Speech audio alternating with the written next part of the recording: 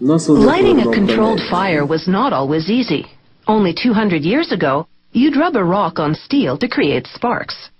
Then the stunning discovery that combining certain chemicals can ignite fire. Putting these chemicals on handy little sticks, well, nothing quite matches that.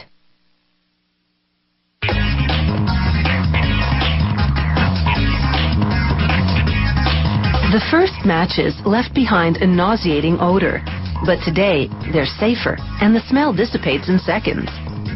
To make matchsticks, this company starts with recycled paperboard, which is inexpensive and thick enough to support the weight of chemicals on one end. A stamping press partially cuts the paper, creating stems. As we see in this view from inside the machine, a die first cuts the stems, and then a blade slices through the sheet widthwise, making strips of 120 stems each.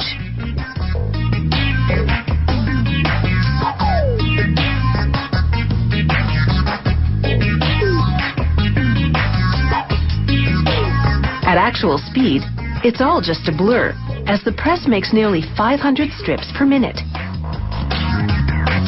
Next, the strips move through a bath of hot wax.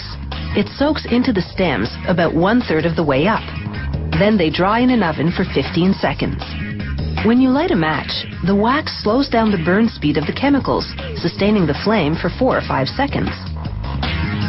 Those chemicals are gelatin and silica to bind the chemicals to the stick, potassium chlorate and animal protein glue for oxidation, sulfur to fuel the flame, and 2 fillers.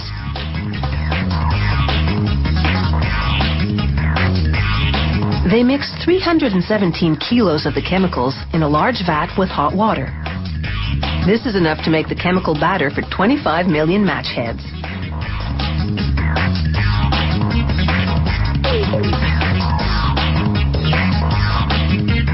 A conveyor runs the matchsticks through the batter to coat their tips. 3 rollers in the tank raise the surface of the batter, the first to ensure the front and back of the heads get covered. The third rotates faster to remove excess batter as the heads leave the tank.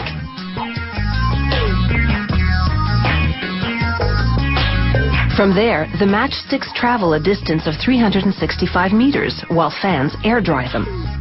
The factory temperature is a comfortable 22 degrees Celsius, just what's required for the chemicals to dry and harden. These minerals are silica and red phosphorus. Add a little glue and you've got what's called friction, the material in the strip you rub the match against to make the head ignite. To make these striker strips, as they're called, a steel wheel rolls friction onto paper that's moving through a cutting press. This isn't the same paper from which they make the matchsticks. It's a higher quality, non-recycled paper, suitable for color graphics, because many clients order custom printed matchbook covers. Another press with rotary blades slices through the paper, creating segments that are 10.7 centimeters long. That's the length of an unfolded matchbook.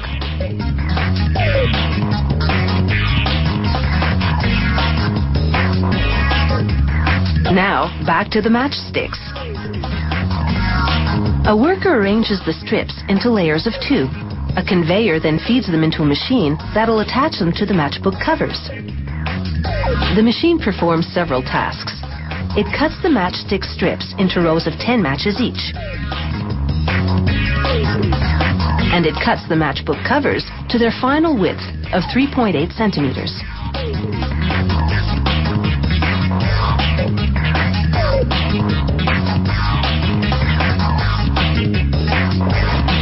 The machine folds the matchbook covers over 2 rows, or 20 matches, then inserts one strong staple through all 4 layers.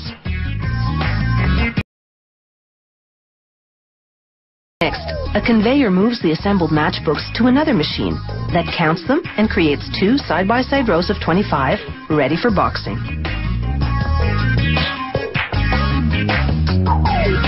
This company also makes its boxes out of recycled paperboard. Each one holds 50 matchbooks and sells for about $1. That's $1 for 1,000 matches, or just a penny to light up 10 times.